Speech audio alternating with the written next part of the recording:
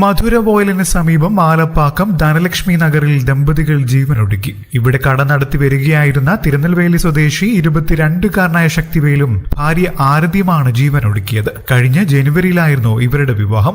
വിവാഹശേഷം ഇരുവരും ചെന്നൈയിലെ മധുര വോയിലായിരുന്നു താമസം. കഴിഞ്ഞ ദിവസം രാവിലെ ബന്ധുക്കൾ ഫോണിൽ വിളിച്ചപ്പോൾ ഫോൺ എടുത്തില്ല. തുടർന്ന് അയൽപ്പക്കത്തുള്ള ഒരാളെ വിളിച്ചപ്പോൾ കട തുറന്നിട്ടില്ല എന്നറിഞ്ഞതോടെ പോലീസിൽ വിവരം അറിയിക്കുകയായിരുന്നു. മധുര വോയിൽ പോലീസ് സ്ഥലത്തെത്തി വീടിന്റെ വാതിൽ തകർത്ത് അകത്ത് കടന്നപ്പോൾ ഭാര്യയും ഭർത്താവിനെയും തൂങ്ങി മരിച്ച നിലയിൽ കണ്ടെത്തുകയായിരുന്നു. പോലീസിന്റെ പരിശോധനയിൽ ശക്തിവേൽ എഴുതിയതെന്ന് കരുതപ്പെടുന്ന ഒരു കത്തും കണ്ടെത്തിയിട്ടുണ്ട്.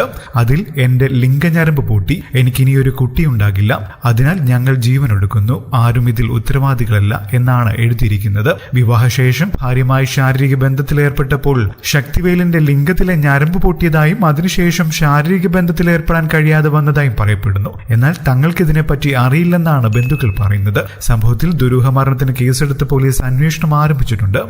കൂടുതൽ വാർത്തകൾക്കും വിശേഷങ്ങൾക്കുമായി ഈ ചാനൽ സബ്സ്ക്രൈബ് ചെയ്യാനും മറക്കില്ലേ. നന്ദി.